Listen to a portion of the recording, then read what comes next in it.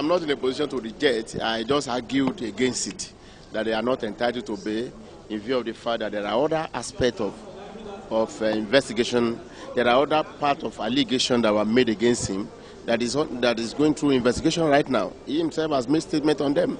So he has to explain how that money was paid into his account, not the one he was charged for. So it should allow us to finish the investigation of the new matter that we are investigating. So why should big men always be granted bail automatically, more so when there are grounds to refuse him bail? So here, there are a lot of grounds to refuse bail because we believe that he's not entitled to bail. Today's proceedings, I want to say that we had a very good outing. We were able to push the EFCC to arraign Dokpesi yesterday, because on Friday last week we had come with an application for bail ex parte, and the judge had granted an order compelling EFCC to produce him next Monday. So what that action did was to spur the EFCC to quickly arraign him to court yesterday with the most ludicrous, most ridiculous, most banal of charges that I've never seen, saying that this man got a contract and that there was no competitive bidding and that there was no discharge, no certificate of discharge.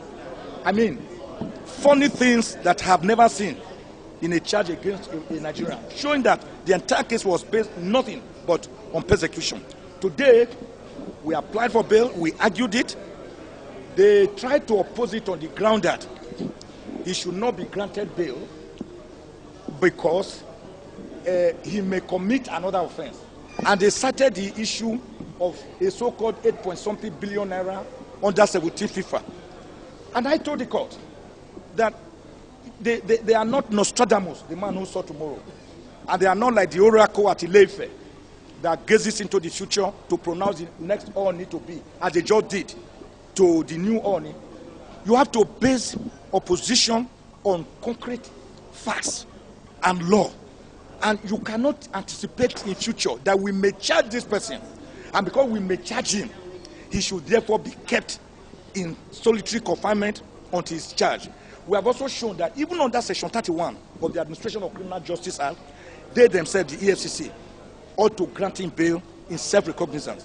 And we have been able to show that going by the case of Chief MKO Abiola against the Federal Republic of Nigeria, the Court of Appeal, Kaduna Judicial Division, per Justice Abdullah, who later became the President of the Court of Appeal, actually granted Abiola bail in a case of treason. And of course, the highest offense known to law is treason and murder, for which the penalty is death. This one, they are merely accusing Dokpesi, not of stealing 2.1 billion. They say, oh, when you did this contract, there's no evidence that the government itself subjected it to competitive bidding. There's no evidence that the government itself did a certificate of no return. Laughable, ludicrous charges. And I believe that under Section 36 of the Constitution, under Section 35 of the Constitution, under Section 167 and 168 of the Administration of Criminal Justice Act, Dokpesi should be granted bail in self-recognizance or on very, very liberal and favorable terms, as we have asked the court. And I believe that the court listened to us, and I believe that justice will be done.